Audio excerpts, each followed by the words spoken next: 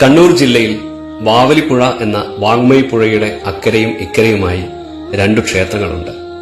അക്കര കൊട്ടിയൂർ, ഇക്കര കൊട്ടിയൂർ എന്നീ രണ്ടു ക്ഷേത്രങ്ങൾ. അതിൽ ഇക്കര കൊട്ടിയൂർ നാലമ്പലവും ശ്രീകോവിലുമൊക്കെയുള്ള ക്ഷേത്രമാണ്. എന്നാൽ അക്കര കൊട്ടിയൂർ തികച്ചും വ്യത്യസ്തമായ ഒന്നാണ്. സ്വയംഭൂവായ ശിവലിംഗമുള്ള ക്ഷേത്രം. വർഷത്തിൽ വെറും 28 ദിവസം മാത്രം മനുഷ്യർ പൂജ ചെയ്യുന്ന ക്ഷേത്രം. ബാക്കിയുള്ള ദിവസം മുഴുവൻ അഷ്ടബന്ധം വെച്ച് മൂടി മണ്ണിട്ട് ഭൂമിക്കുള്ളിൽ കഴിയുന്ന ശിവലിംഗമാണ് അവിടെ. ഈ ദിവസങ്ങളിൽ ഇവിടെ ദേവപൂജയാണ് എന്നാണ് സങ്കല്പം. കേദാർനാഥ ക്ഷേത്രത്തിലും ഇങ്ങനെയൊരു സങ്കല്പമുണ്ട്.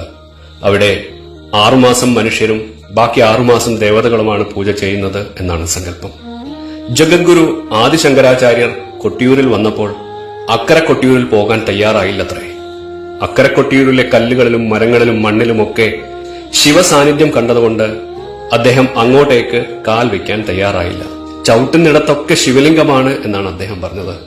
എന്ന് പറയുമ്പോൾ മനസ്സിലാകും എന്തുമാത്രം പുണ്യസ്ഥലമാണ് അത് എന്ന്. വാങ്മയി പുഴയുടെ ഇക്കരെ നിന്ന് പെരുമാളെ എന്ന് പ്രാർത്ഥിക്കുകയായിരുന്നു ആ മഹാത്മാവ് ചെയ്തത്. പണ്ടുകാലത്ത് കൊട്ടിയൂർ എന്ന പേര് പോലും ഉച്ചരിക്കാറില്ലായിരുന്നു അത്രേ. അത്ര ബഹുമാനത്തോടെ തൊഴാൻ പോവുക എന്ന് മാത്രമാണ് പറഞ്ഞിരുന്നത്. ശിവലിംഗം സ്ഥിതി ചെയ്യുന്ന തറയ്ക്ക് മണിത്തറ എന്നാണ് പറയുക. സതീദേവി ദേഹത്യാഗം ചെയ്തു എന്ന് പറയുന്നിടത്തിന് അമ്മാറക്കൽ തറ എന്നും പറയും. 28 ദിവസത്തെ വിശേഷങ്ങൾക്ക് വേണ്ടി ക്ഷേത്രവും ശ്രീകോവിലും അടിയന്തരക്കാർക്കും മറ്റും താമസിക്കാനുള്ള കയ്യാലകളുമെല്ലാം താൽക്കാലികമായി മാത്രം ഉണ്ടാക്കുന്നതാണ്.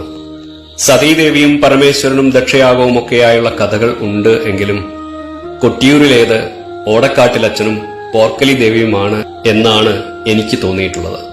കിഴക്ക് പെരുമാൾ, തൃച്ചരക്കുന്നത്ത് പെരുമാൾ എന്നിങ്ങനെയൊക്കെ തെയ്യങ്ങളിലും മറ്റും വാമൊഴിയിൽ വിളിക്കാറുണ്ട് കൊട്ടിയൂർ പെരുമാളിനെ. വടക്കുംകാവിലപ്പൻ, വടക്കീശ്വരൻ എന്നും ചിലയിടത്ത് പറയപ്പെടുന്നു. 5 പെരുമാക്കന്മാരിൽ ഒരാൾ. പയ്യന്നൂർ പെരുമാൾ, തൃച്ചമ്പലത്ത് പെരുമാൾ, കൊട്ടിയൂർ പെരുമാൾ, തിരുവങ്ങാട്ട് പെരുമാൾ, തിരുനെല്ലി പെരുമാൾ എന്നിങ്ങനെയാണ് 5 പെരുമാൾക്കന്മാർ. ദക്ഷയാഗ സങ്കല്പങ്ങളൊക്കെ പിന്നീട് വന്നതാകാം ഒരുപക്ഷെ. എന്നാലും അതൊരു യാഗഭൂമി തന്നെയായിരിക്കണം. അഗ്നി മുറിയാതെ നൂറ്റാണ്ടുകൾ യാഗം നടത്തിയ സ്ഥലമാണ് എന്നും പറയുന്നു പഴമക്കാർ. ശ്രീ പോർക്കലി ദേവിയുടെ ആരൂഢ സ്ഥാനമാണ് കൊട്ടിയൂരിലേത് എന്നും വിശ്വസിക്കുന്നവരുണ്ട്.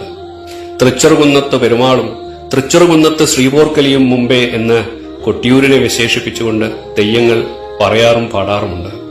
വാളച്ചന്മാർ കൊണ്ടുവരുന്ന വാളും മുതിരേരിയിലെ വീരഭദ്രസ്വാമിയുടെ വാളും അതിന്റെ പൂജകളുമൊക്കെ കാണുമ്പോൾ കേരളത്തിലെ പരമ്പരാഗത രീതിയിലുള്ള രുചിക് സമ്പ്രദായവുമായി ബന്ധമുള്ളതായും തോന്നും ചിലപ്പോൾ. ഒരിക്കൽ കൃഷി ചെയ്യുന്നതിനിടയിൽ മുതിരേരിയിൽ വെച്ച് ഒരു വാൾ കിട്ടി. എടുക്കാൻ നോക്കിയപ്പോ അത് സ്വയം നീങ്ങി ഇന്നത്തെ ക്ഷേത്രമുള്ളിടത്തേക്ക് പോയി നിന്നു അത്രേ.